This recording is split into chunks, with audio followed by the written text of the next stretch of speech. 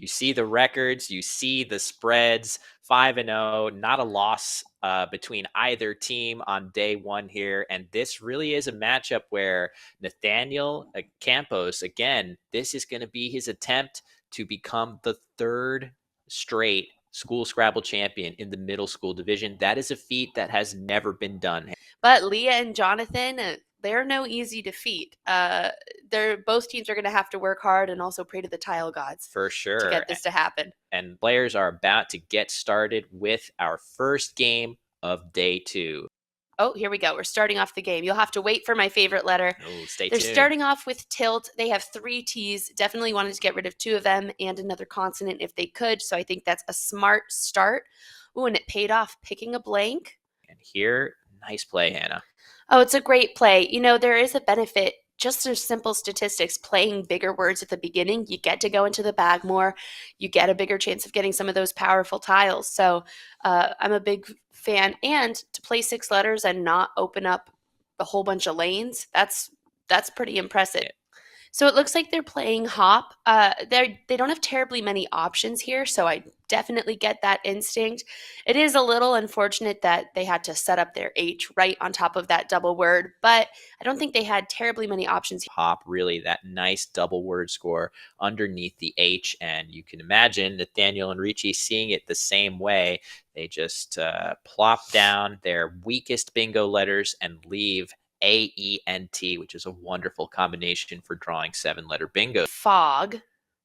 Okay, down goes fog. So ever so slightly a missed opportunity here with that bingo of molting. Again, it would have played with boom going across. So it looks like Nathanael and Rishi have set fault line. That is beautiful. I didn't even think they were going to bingo. That is stunning. Now, is this actually a valid word? Regardless of whether this is actually in the dictionary or not, that is an incredible play. Yeah, that's a beautiful find. And it looks like maybe Leah and Jonathan are just saying, yeah, this is a regular word. I feel like item is not the easiest. It's just kind of weird. It's a weird word. 4-letter word starting with an I, but are they going to see it? Okay. Looks like they're going for elm. Mm-hmm. Not a bad choice either. At least take up that spot if you're like, I'm not sure if I can use it. They go with bay. I think that was a reasonable choice. Absolutely. And they set themselves up for potentially making a zag play the next turn if that spot isn't taken. If MU is played, there will still be an opportunity to play through that U, putting an S, a word with US in order. But it certainly does a lot to block that area of the board, and that is the choice here. Jonathan, a little bit of a sting points-wise, but it is going to open up. I'm thinking they can find an 8-letter word starting with R with those super bingo-friendly tiles they have. They'll at least get, yep, there they go. They drew an S, which is really going to help. Oh, I think I would have liked to see them scooch CPist 1 square over to get the P going on the triple letter. Oh, there we go. They figured it out. Okay, good job. It looks like maybe Jonathan placing the tiles on the board and realizing as he did so that he could get more points. That P there, right underneath there, is actually a triple letter score. So by shifting his tiles over, he greatly improved the score of his play. Good job by him to spot that here. They've actually played an invalid word here, cues. I'm so curious to see if Leah and Jonathan will challenge this. It looks like they just stopped the clock. Are they confirming I think they're confirming scores. Though? Oh, and they have picked new tiles, so I don't think a challenge is happening. Okay. I think part of why they let cues go, they might not have even noticed it because they were so excited to put down their XI play. I saw them kind of messing with those tiles for a long time, just eager for their turn, really eager to catch the game back up. And they certainly get to do that with XI and leave not a terrible leave, pretty balanced rack. They also drew the dreaded WU combo, but quickly found that 4-letter word, WAUR. And then we're seeing a similar thing on Nathanael and Rishi's side. Those 2-letter words are also really important if you just need to get rid of something. Was is a great play, though. If you don't know your opponent's going to bingo, you're getting points. You're getting rid of your 2 yucky letters. You're leaving yourself with a great leave. Oh, but they are about to get bingoed against. They are setting up a really nice triple lane, potentially even triple lane for their opponents. Yeah, unfortunately, Leah and Jonathan with the A and the E already on their rack, they've drawn duplicates of both of those letters. Their instinct is going to be to close off that triple, but actually, it could have represented one of their few lifelines back into this game.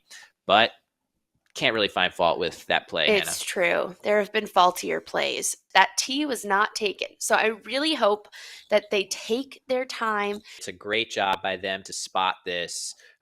Again, though, yes, you're going to see when this word comes down, it is going to give Nathanael and Rishi a golden opportunity. You can see that A of hardiest right here, that triple word score. Any kind of parallel play going down into that spot is going to score well. It looks like we're maybe seeing a challenge. Oh, wow. Okay. These challenges are, of course, brought to you by Merriam-Webster, who puts together the dictionary for Scrabble players.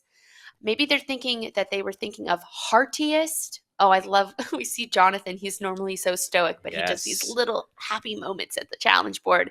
But it looks like they are going for valid. I think this shows a real maturity in Nathanael and Rishi's play, because to be willing to use a blank for something that's not a bingo, that's not, 80 points, they're getting really good score for this. That's going to be a hard score for Leah and Jonathan to come back from.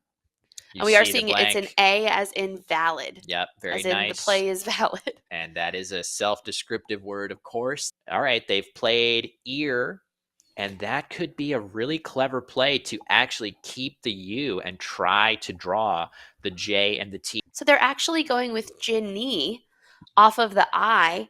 I think that's a great play. If you're this late in the game, not that many tiles left, you might be thinking, hey, let me just get rid of as much stuff as possible. The downside of this, they just picked the Q. If they don't get something to go with it, they could actually get stuck with these power tiles they now have on their rack. They should be looking and saying, where can we try to block that Q right now? Or if they can't block it, to say, hey, if we can go out in 2 turns, we get everything else that is on Nathanael and Rishi's rack. If they're forced to play QI, if we can find a place to play off U and I, all of a sudden this becomes a much closer game because they're going to get 20-something points off of their opponent's rack. It's a great point. So they play crew. I wonder if they have any kind of 2-turn sequence in mind with those other letters on their rack. And Aha. Wow. That would be, so here's the question that, I guess they will have ruin here.